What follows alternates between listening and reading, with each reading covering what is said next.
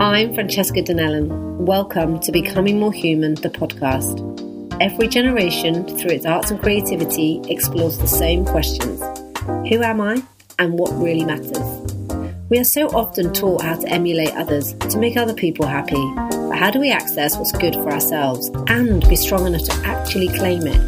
It's a constant practice because we all keep evolving. There are no limits to personal growth. You can start your journey today and get closer to discovering your true self. Give back to the people around you and make the world a better place. Hello listeners, on today's episode I'm talking with Ginny Gamble, a full-time holistic financial advisor focusing on all areas of financial advice. She helps her clients achieve their financial goals and protect their wealth for future generations. As well as balancing a full-time job at Stonewood Wealth Management Group, Ginny is a mum of 2 girls and solo parents following the breakdown of her marriage. It was in lockdown when Ginny channeled her newfound passion for fitness to become a wellness coach, helping to engage a community of women struggling with mental and physical health to use fitness and mindset work to find their path to becoming healthier, happier and confident. Ginny has had to go through some tough life lessons in the first half of her life to learn how to help others do the same. And now she gives back in the next chapter of her life. So enough from me, and let's jump straight in. There is one clear moment in my life a pivotal moment where my whole world changed. And at the time, I would say it fell apart. But now I would say it was actually a catalyst to something great, which is just really ironic. Yeah. And that was the day that I found out that my marriage was ended. And I found that out by finding out that my husband had an affair.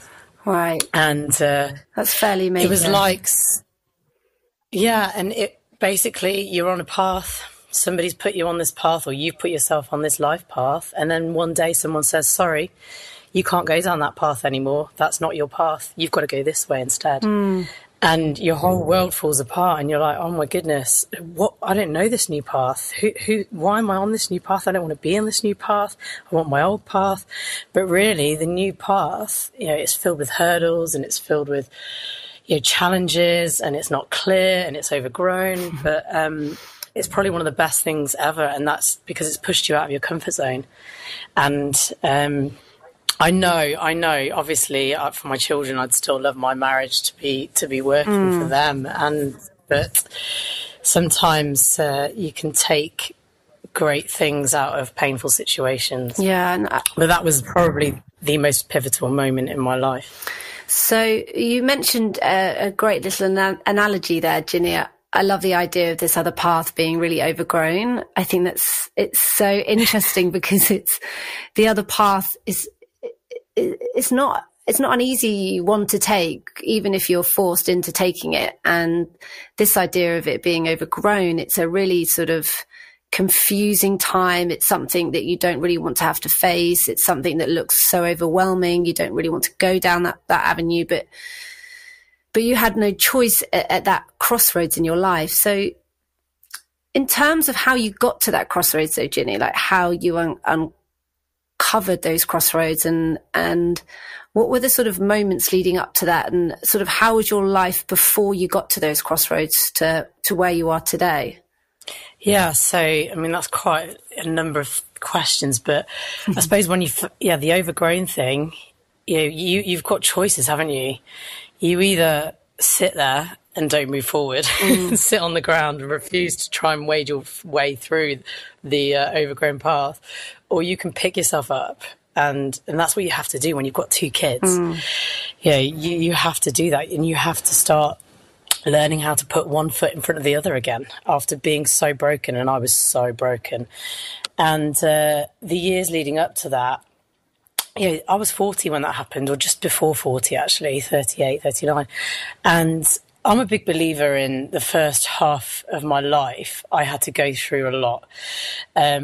Some good things, some amazing things, some very, very bad things, to learn and understand and experience things that I can then, in the second half of my life, pass on to and help other people with. Right. And in the in the years leading up to that marriage breakdown, my life was a complete and utter whirlwind. That's the only way I can describe. So for people who are listening who don't know you, give us a kind of an analogy or an example of how your life was a whirlwind. I think there was just no control. Like I'd taken on so much. And there was one point before the marriage breakdown when I was doing a 2.5-hour commute from Leicester to London to work down in London 4 days a week, whilst I had a 1-year-old and a 3-year-old, and my husband was an MD and worked full time as well. We didn't have anyone to help.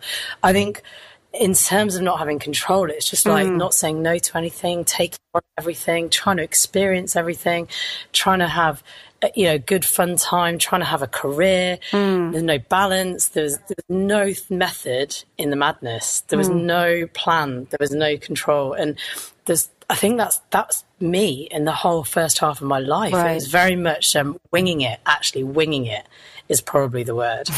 And but it was fun. It was great. There were some really amazingly fun times. But in terms of my career was just, I was winging it every day. Yeah. I was doing well because I'm intelligent and I can talk to people but I didn't push myself in any areas of my life, and I was spinning plates. And the question is, can you be 100% in every single area of your life? I don't think you possibly can be exactly perfect everywhere. But I think you need to zone in on certain things and not spread yourself too far, and take control and have a plan. And at the same time, have fun. But were you, in terms of sort of your life prior to children, were you out and about, busy spinning all those plates, and actually you could manage it? Is when sort of you got married, having children, that's when you had to reevaluate where you were in life and what you were trying to achieve? Exactly. And I think that's sometimes what can happen is you try and carry on as you had before, when really your whole life changes when you have kids, and your whole focus has to be, well, not the whole focus, but you're bringing up little humans, aren't you? And you're responsible for them. And you can't wing that. You can't. Yeah. You've got to have plans. You've got to have construction, and there is a little bit of winging it. But I think that's what happened. We went into that marriage, and to be honest with you, it was quite toxic on top of all of that as well. In what kind of sense was it toxic? I think there was a lot that went on in that marriage, and we were so in love to start with. But I think from the start, looking back now, there were a number of red flags that I couldn't have picked up on at the time because I didn't really know about red flags. we're going back years before people started talking about red flags. Yeah, it wasn't really a buzzword back then, was it? No, it wasn't at all. It was just, you would meet somebody on the face of it and say sort of yes or no. If your goals were to get married and have children and they both aligned, I guess you jump straight in without really thinking much more about the 360 degree of that person. It was very one-dimensional. We didn't have as many resources as we have now. We didn't have as many books, podcasts. It just wasn't something you would necessarily sit down with your girlfriends and dissect, because everybody's lives were moving at such a rate. You're jumping on that bandwagon, I guess, at that time, aren't you? Where you're thinking, yes, it's natural, boyfriend, love him, married, kids, life, family, house, job, work, 100 miles an hour. Everybody else is also seemingly doing the same as you. So I would imagine you get carried along by your peers at that stage as well. Yeah, I mean, it's a society tick box, isn't it? Yeah, absolutely. In the run-up to settling down. And I think I was 25 and a lot of my friends had started to settle down by then. And 25 when you met Mike? Yeah, when I met my husband. Yeah. And I'm not going to lie, I fell in love with him straight away. It was love at first sight, but to the point where we were saying that we loved each other within a week. And that, that now is... It sounds crazy now, maybe, because you're not together, but I think there's a lot of people who may have experienced the same thing, and it's... I don't know what... it's probably lust at that stage, but in the same breath, you are so young you don't have much more of a vocabulary, do you, than just, I love that person. You know, you can feel it in your body that you don't want to be without them. Yeah, exactly. And I think something you said was really interesting about, you know, you just go all in back then and there's things now. I read something that said, isn't it much more important before you go into a relationship now to ask people about their family history, their mental health, their financial situation? And actually now I think quite a lot of people do that. I did it with somebody recently. You know, we had a Q&A on messages and I was like, let's get to know each other. And I said, oh, do you have you had any mental health issues in the past? When I was 25, I never ever would have thought to ask that question. No, but not at all. Everybody is so aware and cautious and open, more open now, I suppose, and more in a more mature position, you know, almost 20 years on now. Yeah. And it's important. I've got bigger responsibilities, you know, if I do meet somebody else, for my kids as well, to bring somebody not only into my life, but into their life. And I guess at that age, you know, you didn't have your values in place. And it's a new thing that people talk about is what are your values? And maybe your values in place at that time were maybe it was having fun and getting married and there wasn't much thought in between any of those things. And your husband, you know, ticked all those boxes perfectly well. You are so right that I didn't know who I was back then, honestly. Now I know now. From what I know now, looking back then, I had no idea who I was. I was just having fun, and I was just, as I said before, but having gone through, you know, from that pivotal moment when my life fell apart and having gone through what I've gone through in the last 4 years, a whole 4 years of self-analysis, of finding out who I am, how my brain works, you know, what feeds me energy, what I need in my life. I had no self-worth when I fell apart. I was looking for validation from all the wrong people, the wrong types of sources. I hated myself. I had no self-love. I berated myself on a daily basis about how bad I was and how I'd failed and how I'd failed my kids and no self-compassion. And it is a very, very lonely, horrible place to be. And, going on the journey of rebuilding myself. Yeah. Only now do I realise that back then in my 20s, I really had no idea who I was, which is not a bad thing, you know. Yeah, of course. You're not meant to know too much, I think, in those early years about who you are. You're just having experiences to help guide some of those answers to your questions of who am I? And I think, you know, you're not fully developed even in the brain until you're in your sort of early 20s anyway. So there's a lot going on as a 20-year-old in the body to really answer any of those questions. I think having the experiences and being able to react to them is all you can do at those sort of early formative years. And it sounds like you had a lot going on like very early in your relationship, and you talked about sort of that moment of the crossroads of finding out who you are, and you've got these two choices to make. I guess you could sit there and continue to feel how you're feeling, or you pick yourself up and make some serious changes. I mean, I have many phrases that I now use in my life, and one of them is evolve or remain. Evolve or remain. Remain where you are, or you know, better yourself and keep going. And constantly that goes through my head every single day. And I choose to evolve. I do not choose to remain ever again in my life. But you've experienced remaining, and I guess those moments will haunt you in terms of the pain that they cause by remaining and not evolving. I think a big thing of the remainers, and this is another thing to touch on, you know, when I went into that relationship, I suffered from anxiety in my lifetime, and I think that stems from my parents divorcing and my childhood. And I knew about that and I was aware about that, but I chose not to do anything about it.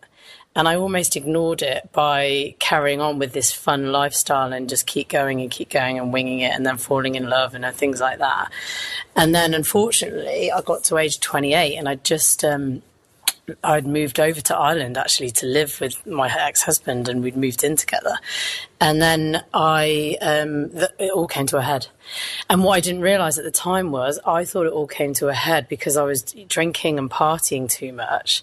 But actually now looking back, it was because I was in that relationship with somebody who had actually brought it to a head for me as well.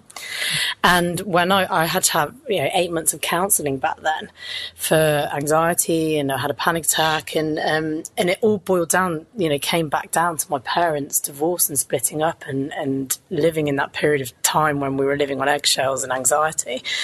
But now, and I totally ignored the fact that there were some red flags in my relationship at that time. It never got brought up until later on. So I think there's that as well. It's and interesting. And as you say, it's really interesting, isn't it, how you can apply your early years in childhood to your relationships, essentially, and have actually, when you become more aware, like you're in this state now where we can really reflect back clearly, you can see some of the patterns and behaviours that were there that you've brought into your relationship as well, because nobody's told you not to. It's learned patterns of behaviours, and anxiety is something that's not going to disappear on its own, and it potentially in a toxic relationship it gets reinforced, I'd imagine. Massively so. And as you say, learned behaviour, unfortunately, people who've been in those situations are so familiar with those feelings that you almost try and find those feelings again, because that's what you've grown up with, that's what you're familiar with, and that's what sits comfortably with you. But it's not good. It's like people that go from toxic relationship to toxic relationship. Being in a toxic relationship and an emotionally abusive relationship, it's actually chemical reactions in your brain. And I've done loads of research on this. It's like an addiction to drugs or alcohol. You get given the highs and then, the come downs and the lows. And the same goes for those types of toxic relationships. It gives you the same chemical reactions. Therefore, you can become addicted to those people, to those sorts of situations, to the point where when you leave that toxic relationship and you think, oh, I'm fine, I'm good, you then go on to, look for the next relationship or find the next relationship. And first of all, if there's no toxicity in it, you can end up fooling yourself that, oh, this is boring. Yeah, that's so true. Absolutely. Really, it's normal. Yeah. But then you go on to the next relationship and look for, if you're not aware of this, and this is a big thing about self-analysis and self-awareness, you can literally just go from one to the next because you're looking for those highs that sort of toxicity gives you. And it is really interesting, and it is very hard to break out of that cycle, but you break out of it by self-awareness, knowledge, and yeah. How did you start to break out of it? I'd imagine anyone experiencing that their husband has cheated and that signaled the breakdown of this relationship, I guess probably just going back one step backwards. Sorry, Ginny. What I'd love to know is when you found out that he had been cheating, knowing that you were feeling anxious, knowing that you were feeling lack of self-worth, and you found out he's cheating on you with another woman, did that feed into your lack of self-worth? Did you think, I can make this work, I'm a strong, determined woman, I want to keep this together, we have to make this work? Was there a point where, just like you said a minute ago, really, where you fell back into the trap, I guess, where you thought, I can fix this, And that's what women are good at, right? Women are really good at fixing things and making everything okay. And especially when there's children in the mix, I can imagine that decision to brush it all under the carpet and pick ourselves up and say, right, we can work through this. Was that ever an option for you? At the time, Fran, that was the only option for me. I just knew that it was so bad because I felt, looking back, I was quite weak. And yeah, I said, we can make this work. We can get through this. And I mean, there was a few months. But that's understandable. There's a lot at stake, isn't there? In as a family together. Yeah, very true. And I wasn't strong then. I wasn't strong-minded. As I said, I had no self-worth either. And I just thought I couldn't carry on in a life without him. And looking back now, it's crazy because I live my life without him, and I'm so independent. He doesn't even live in the country. But back then, yes, it was my only option, and I was willing to do anything and give myself to make it work, and lose myself to make it work. And I almost begged him. Did you? to stay, and do you know what? Thankfully, he didn't, because I know that's bad now, but I'm really grateful because it was not meant to be. It was not meant to work out. And actually, sometimes in life, you need to be pushed out of your comfort zone because you're not strong enough to take the step yourself. And I was pushed out of my comfort zone, and I had to carry on. And I spent 3 months basically on the floor. Right. And then I picked myself up, and then I carried on, and I came back to a really good place. But then when I was back to a good place, he came back, he wanted me back. And I'm a big believer, and this I know this sounds insane, but in certain situations, I think to myself, actually, do you know what? I have to go back, because if I don't go back, I will always wonder, what if I'd gone back? And if it doesn't work out, it doesn't work out. That's so interesting. So I went, and actually, I've advised a couple of my friends on that. There's different situations, obviously, some very serious situations when people should not go back. Absolutely, 100%. There are other times where I've had a friend, and this is what's happened to me. Ever since going through all this, I've actually become a natural counsellor for certain friends to actually go through the same. And one of my friends said, Ginny, should I go back? I'm like, yeah, you should. You should go back, because I need you to go back and realise that this is going to happen again to you.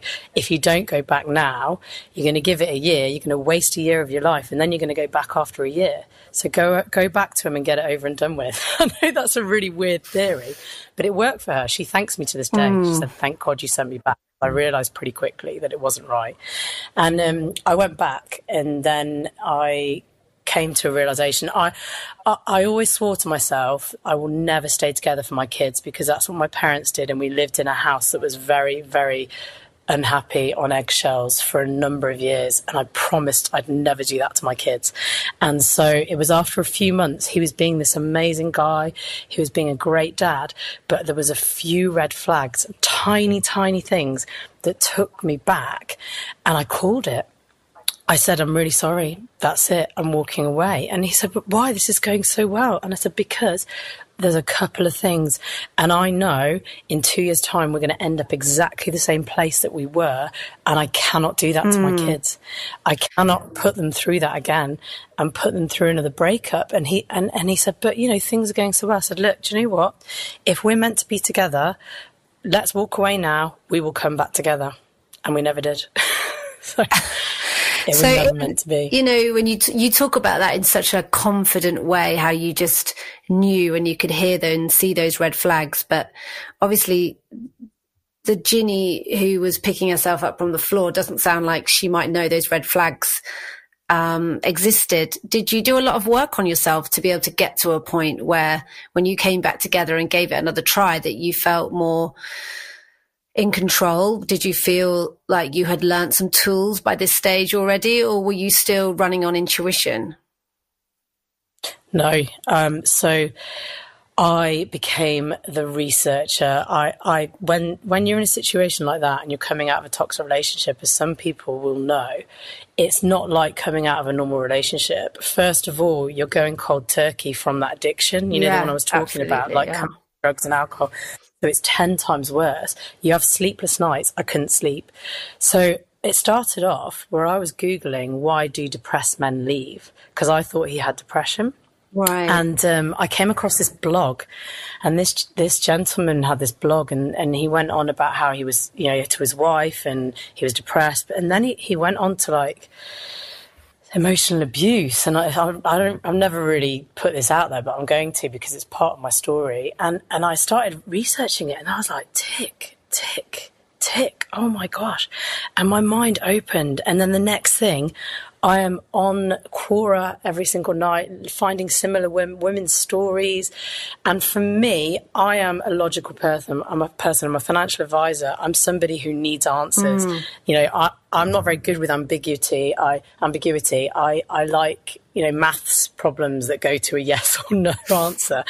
And so to find all these other women that were in similar situations, and it opened my eyes and blew my mind, because I thought, oh my gosh, this is me. This is my life. I knew nothing about this. It was insane. And then I became an expert. I became an expert in the psychology of it, in abuse, narcissism, personality disorders. Knowing about all these characteristics, I don't believe that one size fits all. I think, like everybody, the word narcissist is thrown around there too easily. No one really, and not many people, unless you're professional, who've done a lot of research on it, has a true understanding, or even if you've been in that position. And I don't think there is, there are many different types of it, but it also comes together with personality disorders as well. There's so much going on there. But that was that, realizing that I'd gone through that and finding other women, I then researched how to get out of it. And the only way, unfortunately, is no contact with the person. Was he controlling, Ginny? Well, it was very, very subtle. I didn't believe so, and still they make you question. You question yourself. Even to this day, I still question whether that actually happened in that relationship. But the good thing is, I got out, and I made my mind stronger. But according to other people, and talking to other people and friends and family looking in, I would say so. And I know there are certain elements where I can confidently say yes, right, but not as obvious as anyone would believe. Because it's interesting, isn't it? I think when you look at that as a personality types with the controlling nature, and you're such a strong woman, you've got a great job, you're clearly very intelligent. Is there any points when you were researching any of this and you thought, no way could this ever happen to somebody like me? Yeah, no, because a massive part of the research is that you are the common target of these people. My friend described it in a very, very amazing way that I always use now, and that is, Ginny, you were like a shiny diamond that almost, was desirable, and they then come and take the shiny diamonds and they put loads of dirt on it to stop it shining. And then every now and then, if you start to polish off that dirt and start to shine, they don't like that, and more dirt gets piled on top, and more until you can finally break free of that and start shining yourself again. And that is a really good analogy. It takes a lot of guts to break out from all of that, Ginny. Oh, massive. And it comes down to addiction, Fran, as well. You're addicted to them, and it's fighting that chemical addiction to the behavior they are towards you. But it's also then self-belief as well, isn't it? As well as that, it's believing that you could ever be okay without them, and believing that you could ever live without them. And you're so used to them validating you. And you get stripped of your self-worth as well. And it's so tough. And that's why I actually said to you before, I was lucky that the decision was made for me, because honestly, there was a few things that, some financially abusive stuff that flagged up to me, and I started thinking, this isn't right. And I think maybe eventually I would have got to breaking point. Actually, I was at mere breakdown, about to break down anyway, I think, because there's only so long you can carry on with that. But there's only so much you can sweep under the rug, isn't it? So cheating is bad enough, but to pile on all the emotional side of it, and it's so subtle that could go on for years without you really noticing. And I'm sure friends will probably tell you stuff, and remind you of situations that you never actually saw, because you're living in the relationship. You don't really see the subtleties that happen. No, and also you block out those memories. Like every now and then somebody will say something and a memory will come up of a time, like, for instance, he he lost his driving license for a year and a half, and I was working full time, and I had to drive him and both kids around, and it was due to, obviously, to alcohol. And then for that year and a half, he obviously couldn't drive, so he was the one that could drink as well. and I completely forget about times like that, but I look back and I'm like, that was a whole year and a half of my life where I was already spinning plates, and I gave myself, and I drove him round and the kids round, and I was responsible for a full-time job at an investment bank, commuting to London, 2 kids, and doing that, and running the family home, doing all the shopping, because it was just, and you forget about stuff like that when you've got that in you. You're just a doer, right? You just, as long as you're doing, then you're keeping your mind busy enough, questioning, not questioning, like, why am I doing this again?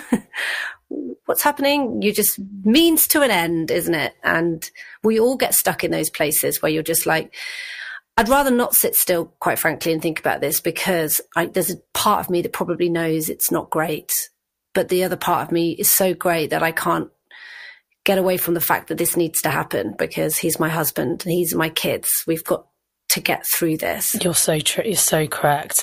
And it comes back to not wanting to be self-aware and not wanting to self-analyze. And if you're right, if you stop, that's what happens. And that's when the anxiety used to kick in, because I probably knew it wasn't right. So I used to keep myself so busy to the point where I never sat down. And I'm still a bit guilty of that now, actually. I never stop, because I do have a very overactive mind. And I like to keep busy, but now it's very different. I factor in me time where I am doing that, and I am calming my mind and using things like that. But you're right, it's masking over it. So what was that pivot moment for you in your mind, that ha-ha moment where you had to really scrape yourself off the floor and dust yourself down and say, right, let's get on with this? You did some research, and then when did it all sort of turn for you? Is it reading all those sort of other stories of other women? Is that something that you really felt was the first part of your journey, that you were like, I'm not alone here. This is not just me. I'm not an isolated incident. This is patterns and behaviours that have been repeated by other people. I am now reading for the first time. And did that kickstart this journey of self-development for you? That was it, because being alone is just the worst place in the world, and thinking it's just you. And also at that stage, coming out of the toxicity, you're living in that relationship. You're always made to feel guilty, and you're always made to feel that everything was your fault. So not only were you feeling alone, you were feeling like the end of this is all your fault. Your kids have lost their family because of you. And then suddenly when you start to read the other women and what they're saying, that they've been through the same, and then they talk about how they got out of it, and they write affirmations and say, and I started writing on the boards, and people replied to me and actually helped me, and that was the start of it. It was knowledge. To me, knowledge is power, but then you've got to do something with that knowledge to actually make it more powerful. And going through those forums night after night and meeting these other women on there, and they were almost the first people that would validate me, because I couldn't validate myself, and help me and pull me out of that. And then I just thought I wasn't worthy. I wasn't even worthy of him, and he left, and how could anybody want me ever again, and things like that. And I'm just going to be really honest with you, but after we'd finished the second time, I met a man who showed an interest in me, and a very good looking guy, quite a well-known type of person. And that, it didn't last very long, but what that person did was, and I spoke to a counsellor about this before, and she said, you were basically in a prison cell. You were in a prison cell and you couldn't see out. And this person came along and opened the windows for you and said to you, look, Ginny, look out there. That's what you can have. And actually, it just gave me a little lift. And I didn't really, nothing really progressed with that person, but it just gave me a bit of confidence, a tiny bit of confidence, to start feeling, oh my gosh, maybe somebody could show an interest in me. It's crazy because my job at the time, I was networking loads. And actually, when I first told my boss that all this was happening, his jaw hit the floor, because I'm a confident businesswoman who was out networking, building business. And he said, Ginny, we would have had no idea you were going through this. At work, you are a completely different person to who you're telling me that you are at home. And he said, he's like, I can't believe it. So I was going into work, and because it was a completely different environment, I was able to be Ginny. I was able to be me, the Ginny I was, who I was years before. Yeah. I pretended that everything was good at home. And I think a lot of women in the same position as me would do that. And that was my outlet. That was my escape. And then to use work, and it was somebody I met through networking, just to give me a bit of confidence, that helped as well. So it was not only understanding what I'd been through, meeting people who'd been through different things, similar things, realising I'm not alone, but then realising actually somebody could actually like somebody like me, and it's not all my fault. Oh, that makes me so sad. It was like... And there are, I can go out there and I can be on my own, and I don't need, this person to live my life and carry on with life. And then the next step was then my fitness, finding exercise. That has been the second most pivotal moment in my whole world, I think, in my whole life, because this health and wellness coach found me on Instagram, and it was a few months after I'd walked away, and she said, I think you could be an influencer. And I was like, what on earth is that? I said, look, I don't want to be an influencer, but what are you selling? And she said, at-home fitness. And I said, great, because I'm a single parent. I can't go to the gym. I'll do you fitness. And I started getting fit at home, and I kind of did it half-heartedly. And then lockdown hit, and she said, Ginny, you'd make a great coach.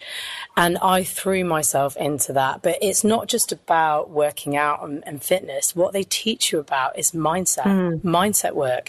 And that is what shifted me up another level.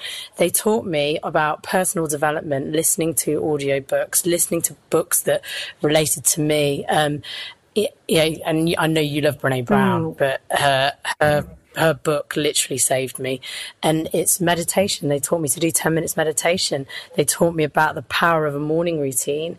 And, a single working mother who all I do is go to, get my kids up, go to work, pick my kids up, bring them home, feed them, bath them, clothe them, go to bed, repeat 5 days a week. Yeah. What?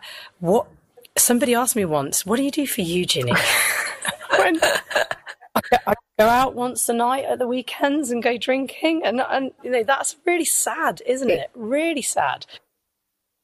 And this whole fitness journey that I started in lockdown taught me all about the mindset and about how you can change your mind. And I'd started getting there, and I know one of the questions that I think you tend to ask people is there a book or something that yes, I really wanted, absolutely. Is there a book that changed your life? Or yeah, The Secret. And I know that's so amazing. No, it's an old classic, but it's definitely still a brilliant book.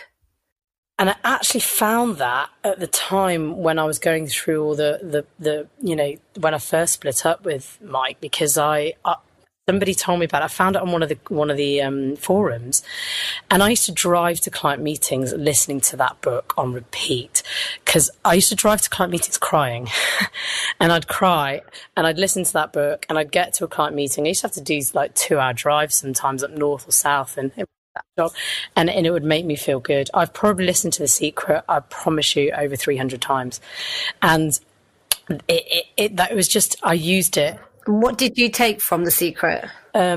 Positivity, gratitude. There were some routine things in there that they taught me. She talks about, every morning she wakes up and her feet hit the floor and she thanks. She gives thanks for what she already has before the day even started. So that's another thing I started doing, practicing gratitude off the back of that. I then started believing in the power of the mind. And that book made me believe that what you put out there, you get back. And so I started recognizing when I was having negative thoughts and when I was moving into anxiety and going, no, Ginny, right, you're doing that. come away, start thinking positively and training my mind and to be positive. And it changed me so much. It made me so much more positive. But, you know, I'm a big believer in the law of attraction and the power of positivity. But I also believe that sometimes positivity can mask over reality as well. Like, you can use positivity. You know, there's so much going on in your life. Your life is really stressful. You can be as positive as you like, but it's never going to change how stressful your life is. You know, on top of the positivity, you've actually got to make positive changes as well. You can't just pretend, oh, it's great, things are great. You've actually then got to implement some positive changes to change the stress. Yeah, you have to surrender, I think, to the moments, rather than fighting against them. And I think positivity can be used to fight against the current situation, which is masking over everything. And it's okay if I just keep plowing on, if I just keep going, if I don't give up, if I don't sit down to give this 5 minutes thought, then everything will be okay, because positivity will get me through. And it sounds like that you took stock, you sat down and you started to surrender to the moment, to think, this isn't slowing down. This isn't me giving up. I've got to surrender to be able to make the next step forward in your learning and development. And you mentioned at the beginning about your self-worth, and you touched on it again in your story about meeting the guy, and he just giving you that tiny little bit of a wake-up call to sort of say, you know, hello, the world's a big place.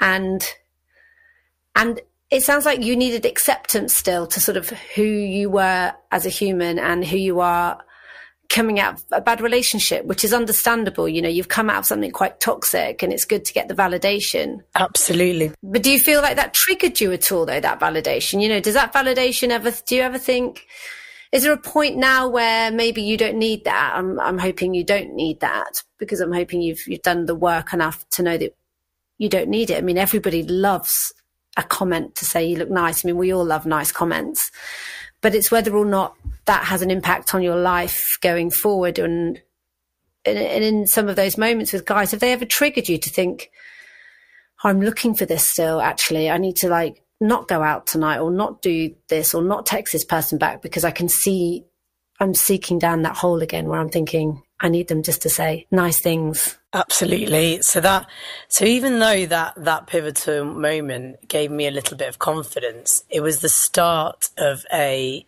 rocky journey again, in terms of me looking for validation, because he didn't turn out to be the best person. And as I said before, you know, you move from one toxic person to another because that's what you're used to. But thankfully I didn't hang around there very long. But I then went on to try, and actually, I'm just going to be so honest with you, started trying to date and use guys to actually validate me. And I was lost. That's so interesting, though, isn't it, Gin? Because I'm glad you said that. I don't think there's anyone out here who's not been in a relationship of any form where, even when you're younger, you know, you've broken up with somebody and they call it the rebound. It's that feeling of like, ha, I've still got it. I told you. You know, there's nothing wrong with me. There's nothing wrong with me. I'm totally fine. See, look, I think that's major. I think everybody can relate to that. And I think in your sense, I would say it feeds into your narrative, though. You know, that's the danger zone. It was feeding into a narrative that was very strong for you from such a young age, all the way through these years that you were then continuing to sort of search for. Exactly. And I just kept going back for more and more validation from the wrong people, and it became a detriment in the end. It was almost like going forwards, but then going back a bit. And I think you do, when you come out of a relationship, you know, you're right, rebound, you do need to get something like that out of your system. And I did. But then I had to give that up because it was becoming a very negative part of my life, you know, chasing after these people, waiting for those text messages to validate me. And then I was choosing the wrong people again. I was choosing those toxic people who actually didn't care about me at all, who really didn't care. They were using me because I was, you know, confident. Well, the confidence I portrayed on the outside, and fun, but really they didn't really want me. You know, I was looking for validation from them, and they didn't really want me, and it ended up in me feeling awful about myself and my self-worth being even worse. And so when I started to realise that and talk to friends about it, they're like, Ginny, you've got to give this part of your life up to work on other parts of your life because it's not doing you any good right now.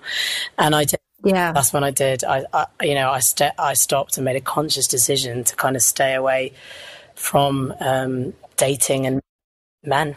How did you do it though? You know, that's sort of like you mentioned earlier, it's going cold turkey, it's the addiction.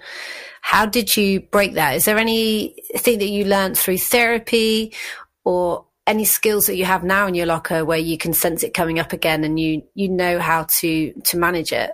Yeah, it's when you care too much, I think, when you put too much kind of, and it's distraction as well. It's distraction. That is key for me. If I've suddenly am starting to feel that I'm focusing more on that person and getting a text message from that person than I am on my job and my kids, I'm so self-aware now of my thoughts, of my actions. I think, oh my gosh, that's not good. I'm giving too much, of myself and my mind to this. And I think I need to step away from that for a while because I'm being distracted, and distraction is not a good thing. It's never a good thing. And I think it's just learning. It's through learning about who I am and how my mind works. And also you've touched on one thing, obsession.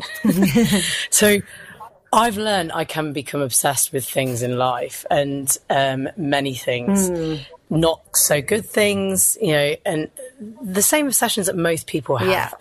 And there's a number of books that I've listened to that help me kind of get to this. And one of them is like Be Obsessed or Be Average. I think it's Grant Cardone. Yeah. And he talks about his drug addiction at the start. And I've never had a drug addiction. I've probably borderline alcohol, used alcohol a lot to escape. Yeah.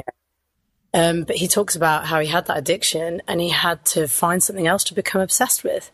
And that's what I did. I became obsessed with fitness. I mean, obsessed, probably too obsessed at one point. I've now relaxed that down a bit. But I just thought to myself, isn't it better to throw yourself into something that's really good for your body and good for your mind? And if I can become obsessed with that and not obsessed on all these toxic things, then I'm going to do that.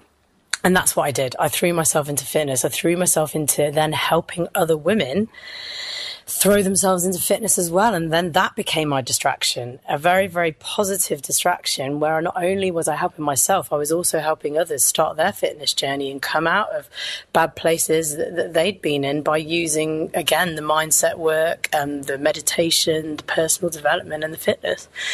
And it's about shifting your focus, really. I shifted my focus. And so then I gave up, all that focus on being validated, and I started learning how to validate myself. And with that and on that journey and analysing myself and analysing my mind, then came the self-belief that I actually was worthy, and the self-confidence then came after that, and then the self-compassion and the self-love. And then I got to a point where I'm like, actually, I don't need anybody else in my life.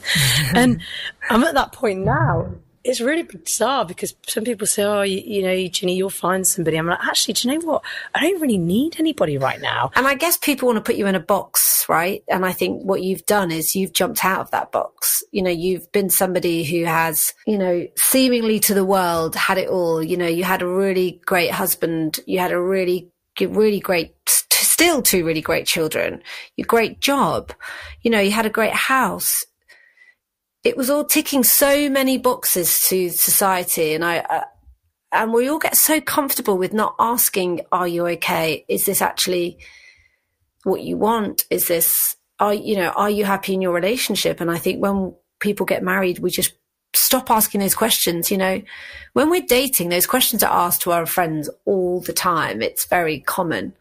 Yeah. And it's very like, oh, are you sure you want to date him? Oh, I noticed about, him or her did this the other day. And I notice it one by one because I'm one of the last to get married out of my friends. And those conversations stop. It's like their defense wall goes up. It's like, this is my husband. This is my wife.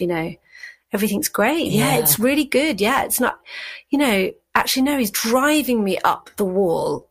Can I have some help over here? Because it'd be really useful. Life is not perfect. So, it's not surprising. And nobody's relationship is perfect. No matter what you see on Instagram, behind closed doors, everybody has their own struggles, and everybody goes through bad things in life. We lose people. People get depression and anxiety for various different reasons, and they need help to get out of that. So, so many bad things happen in life. There's no perfection at all. And I kind of get what she's saying, really. But don't you find the problem now with society and dating and everything is that you are looking for, I'm not at the moment, but friends are looking for that perfect person. But it's so easy to keep swiping. It's so easy. One date, oh no, I don't like that little thing about them. Next, go next. And never, not that you have to meet somebody, but if you're on a dating website, you're obviously looking for somebody. But even going on the dates, turning up to the dates and not giving them a chance. I know friends that do so many dates. On the one date, they're like, "Oh no, he scratched his left ear. Didn't go down well." The thing is, though, Gin, you have jumped out of that box. You haven't laid down. You haven't been a poor me character. You haven't played a card which I think was dealt to you. The card that was dealt to you was feeding your lack of self-worth. It was feeding your narratives from since you were a kid. It was almost giving you permission to say, poor me, I'm stuck in this rut now, and that's my life. I'm in the trenches, and this is it.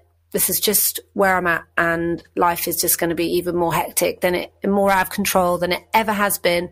And I have to accept that moment. But you didn't accept that moment. You've dug your way out. You've educated yourself. And I can imagine, as we talk about sort of before about society's norm, you went against society's norm, I think. I can imagine it's challenging, a 40-something-year-old woman on her own, very gorgeous, strong-willed, intelligent, with 2 children, who is seemingly now nailing it all on her own and actually in a better headspace than she was when she was sharing it with her husband.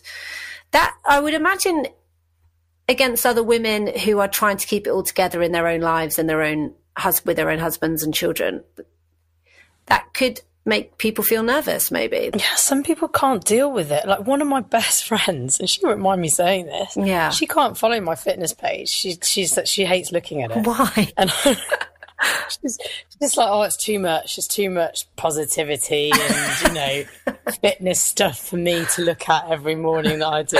I've got a personal page as well. Yeah, but some people don't want to know about that sort of stuff. And it's funny because when you do become single as well, or divorce, like you break up, a family, so much changes. But one thing that can change as well is your social circle. And my parents both warned me about it. They're like, there'll be some times you're not included anymore because you're not a couple. And I have found that there's a number of things that I kind of missed out on because the guys would organise something, right? And I no longer had a man in that group. Yeah. And then and I did find myself being quite in a, and then also I'm in a different place. My social circle, I'm still very good friends with anyone, don't get me wrong.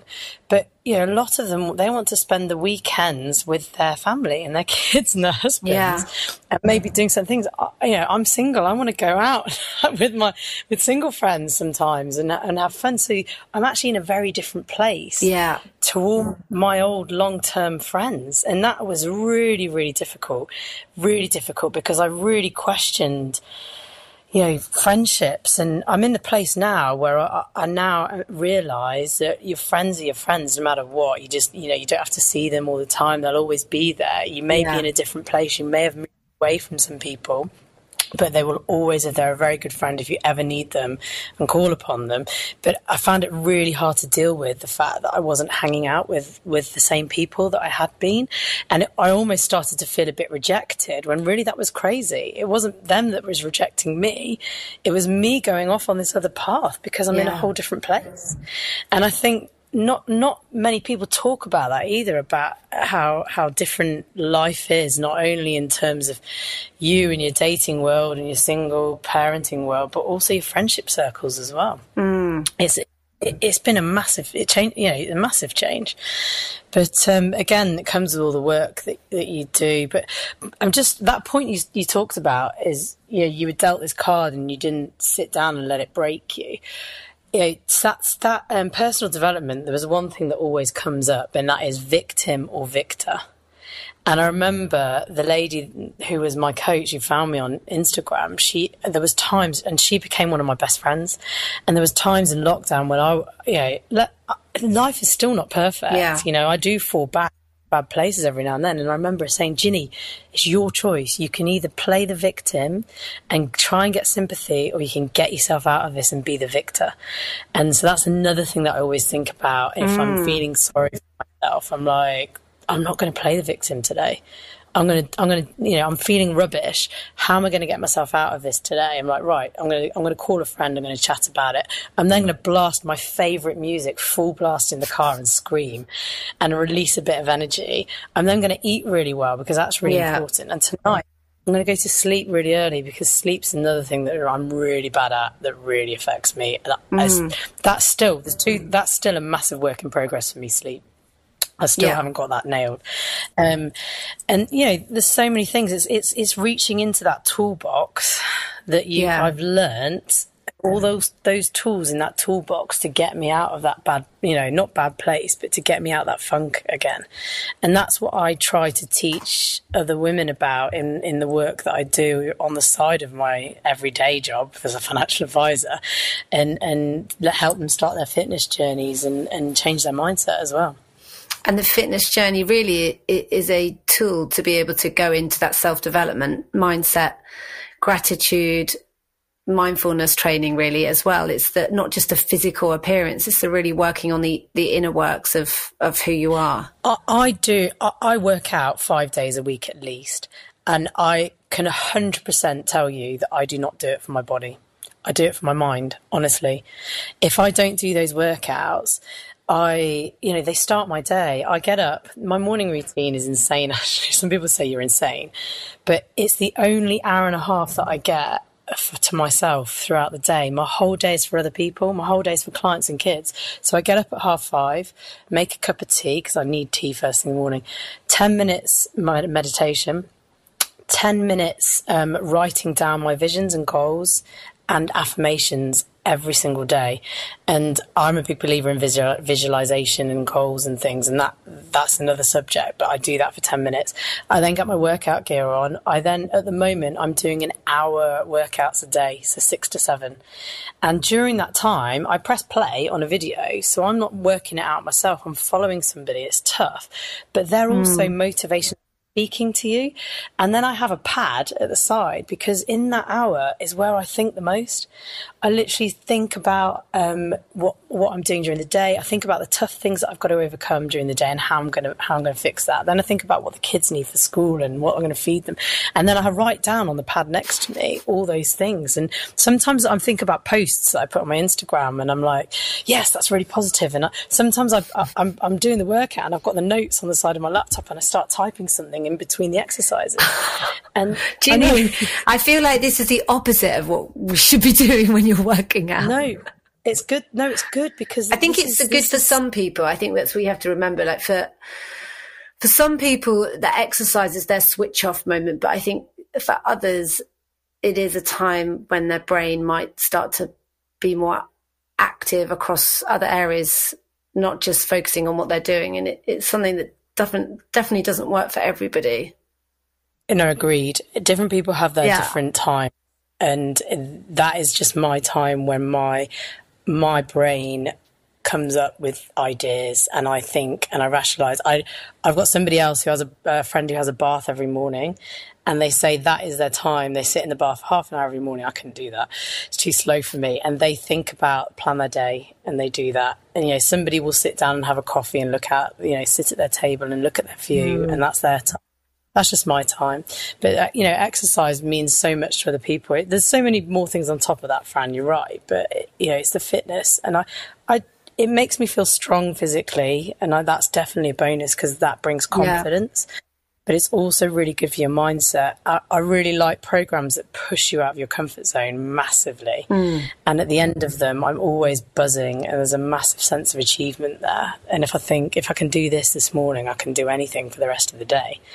Are you happy where you are now then, Gin? Are you as a person, as a human? Really happy. Honestly, there was a time not so long ago where I thought I'd be happy if I had somebody here with me, as in a man. But now I'm at the stage where I realise I don't need that. I've got my kids, and kids are another challenge, and it's a whole other ball game, a whole other subject, as most parents will know. A lot of kids have gone through a lot with the whole lockdown thing, and there's so much going on for children at the moment in society as well, with social media, and they're becoming old before their age, so that being a parent is another challenging thing. But I think I've found my routine. That's another key thing. Routine is so important, not just for children but for me. And I'm in a daily routine, and that helps a lot because you've got to be organised. And I think my job's going really well, my career's going really well. Last year I changed so much. I moved house, left the family home. The girl's dad left the country and I then changed jobs. This is all within 2 months. I remember changing a car as well. My whole life changed, and this is 3 years after the marriage breakdown. And it was only by making those changes have I now come to a point where I am happy. My career's gone off in another direction, which is just amazing, and I really enjoy my job, and I've got a really good supportive team, and that's key. And then I'm earning enough money to keep me and my kids okay, and the kids are still challenging because we've all got to bring up little humans and work on them as well. And then I'm happy in myself and who I am, and if somebody doesn't text me back now, I don't care. I think to myself, they don't know me. That if they really wanted me in their lives, and this is not arrogant because I am the least arrogant person, they would be lucky to have me as a friend or as somebody to speak to. But I even feel uncomfortable now saying that because I think it seems arrogant. But really, that's what I believe now. I'm like, that's their loss. And that brings me to feeling, self-worth and self-validation and self-belief. Belief is another thing, and faith in who I am. And faith's a big thing, actually, we haven't really touched on, and that's a big thing in my life. What kind of faith? Somebody said something the other day, right, which really, really sits with me. Fear and faith both require you to believe in something that you can't see. So which one are you going to choose? And do you know why that resonates so much with me? Is because I think I lived the first half of my life in fear. And that's fear to me is the anxiety, the fear that something bad's happened or you've done something wrong, or, in many areas of my life, the guilt. And I've, through my journey of self-analysis and realisation, and now coming to a place where I'm happy with myself, it's now faith. Faith has replaced fear. And it's just a faith, it can be a religious faith, but it's a faith in knowing that everything that I do may not be the right thing, but I have faith that we're going to be okay. It's a faith that me and my kids are going to be okay. And then that again plays in with the positivity of The Secret, doesn't it? Yeah. It's believing that good things are going to come to us. And we've had a really rubbish day, something really bad, I've lost a client, or, the markets have fallen. All my clients' portfolios are down at the moment by 20%, not just mine, but, across the globe. And it's a faith knowing that they will come right again, and we will all be okay. And having faith is so much more comfortable than sitting with uncertainty and fear. So much more comfortable, yeah. So yeah, and I love that analogy, and I think we all seem to navigate towards fear so much more easily now. I think given the pandemic and the fear that as a world we've all experienced together, fear is quite often our go-to. And now we're sort of in the recession, about to hit the recession. Yeah. Fear is just there once again, just raising its ugly head. And, you know, it's very real for so many people, and it's very hard to find that faith. But we touched on it actually in a podcast with Kevin and I think it will be one of the recent episodes, but we touched on this because it's this idea of having faith and optimism and a dream. It's something that we need to keep us grounded, and we need to have in our foresight, because the opposite side of that is fear. And it doesn't matter if you don't have very much, whatever you have, to be grateful of, like we've said before, but to have that faith in you as a human that you'd always make the right decision when the present moment presents itself. And that's all you can do, is continually make a decision based on what you have in front of you then. And it's that faith is exactly like you said, it's exactly what you need. But it's very difficult to get to that point. We could do a whole nother podcast on it. Really difficult. Because fear is just there. It's just there saying, hi, hey, I'm just here, by the way. It's really easy. You know, just basically don't do that thing because you're really rubbish at it, or you're not a good person, by the way. You deserve that. You deserve that to happen to you. That was always going to happen. You're like, oh God, shush. Just be quiet for 5 minutes whilst I make sure that faith leads and fear takes a back seat. And actually be better if it could just fall out the boot of the car as I'm flying along and get run over by a massive truck. That would be really useful to me, you know, right now. It is difficult, but again, I come back to the toolbox, Fran. It's learning how, when fear strikes, how to deal with it in your mind, and how to throw it out the window, not let it out the boot. and that's, you know, by you know, for instance, one of the things is tell the kids, be grateful. If you're scared and you've got anxiety, start thinking about the good things in your life and about what you're grateful for. And another really good phrase I use is, and I tell the kids this all the time, your worst day is somebody else's dream.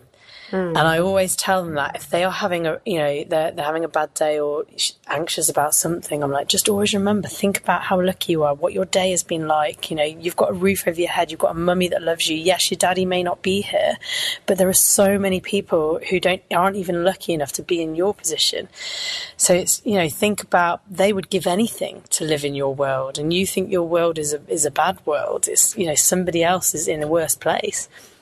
That's and so lovely. Yeah, so gratitude. lovely. Gratitude is a massive thing, I think, to get out of, to escape fear and anxiety. Huge. Massive. I think it's overlooked a lot in the Western world because it's been glamorized by media and influencers, and you just get rid of all of that. Gratitude in its purest form is exactly what it says on the tin, and it's very easy to practice, and it's free, and it doesn't cost any money. And that's the key thing to a lot of self-development. It doesn't have to cost any money at all. No, and it's that you're one of your favorite authors, Brené Brown, the researcher. Yeah. She's based on research, the most joyful people are those that give thanks. The most happy people. She polls hundreds of people, isn't she? Thousands of people. And so it's, for me, listening to people like her and learning about facts like that make me think, oh, that might work. I'm going to try that, and I'm going to put that in my toolbox. And, you know, that's why knowledge is power, because it's going out there and listening to people like her. It's listening to people, listening to podcasts, reading books, going on YouTube. YouTube is free. You don't have to pay for, you know, audiobooks. Go on YouTube, and I do a lot of meditations on YouTube. You don't have to buy an app. There are so many amazing people on there. And you know, just feeding your mind with amazing things, with positive things, with people that are going to teach you how to get yourself out of those bad places is key, really. Absolutely key. So my final question for you, Ginny, and this is something that we ask everybody, is what does becoming more human mean to you? Well, to be honest, I think I've covered it all already. Becoming more human is about understanding who you are. And I believe in order to become more human and help others, which is my life path, it's about self-analysis, understanding who you are, how your brain works, then self-love, self-validation, self-belief, and self-compassion. And that all leads you to becoming more human. Like I don't believe that I was that as human and as aware of being a human as I am now. I'm Francesca Donnellan, and you've been listening to Becoming More Human, the podcast. You can follow Becoming More Human on Instagram, subscribe, rate and review the podcast on your podcast apps such as Spotify, Apple, Amazon and Google. And don't forget to check out our website for exclusive audio content on becomingmorehuman.co.uk. Join me next week for another inspiring conversation. Thank you for listening.